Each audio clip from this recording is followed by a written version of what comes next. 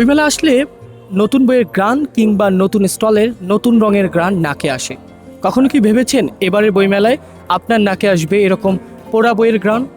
বলছিলাম উদীচী শিল্পী গোষ্ঠীর স্টল থেকে।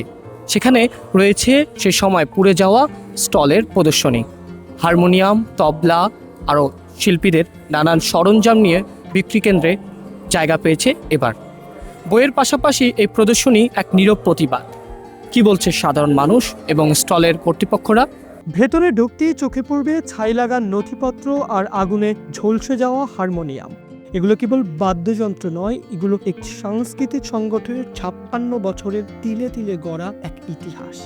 গত 19 ডিসেম্বরে রাজধানীর তোপখানা রোডে উদীচী কার্যালয়ে যে নৃশংস হামলা ও অগ্নিসংযোগ চালানো হয়েছিল, বইমেলার এই স্টলে সেই ধ্বংসস্তূপটি প্রদর্শন করা হচ্ছে। আমাদের হচ্ছে যে গত বছর 19শে ডিসেম্বর বাংলাদেশ উদীচী শিল্পী গোষ্ঠীকে পুড়িয়ে দেওয়া, আমাদের অফিসে হামলা হয়।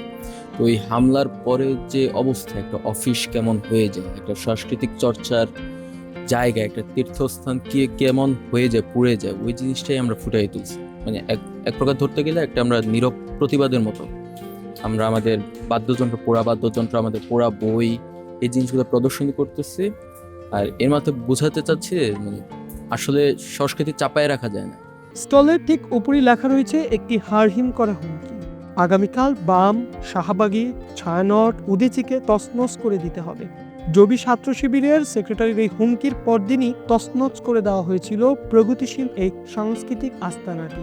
উদীচীর কর্মীরা জানান, হামলায় কেবল বাদ্যযন্ত্র নয়, তাদের দীর্ঘদিনের সংরক্ষিত অমূল্য আর্কাইভও পুড়ে দেওয়া হয়েছিল। মব কালচারকে বৃদ্ধাঙ্গুলি দেখিয়ে ভাঙা হারমোনিয়াম, তবলা কিংবা পোড়া বইগুলোকে নিয়ে বইমেলা প্রাঙ্গণে সেজেছে উদীচীর এক ব্যতিক্রমী প্রদর্শনী বলে ভুল হবে।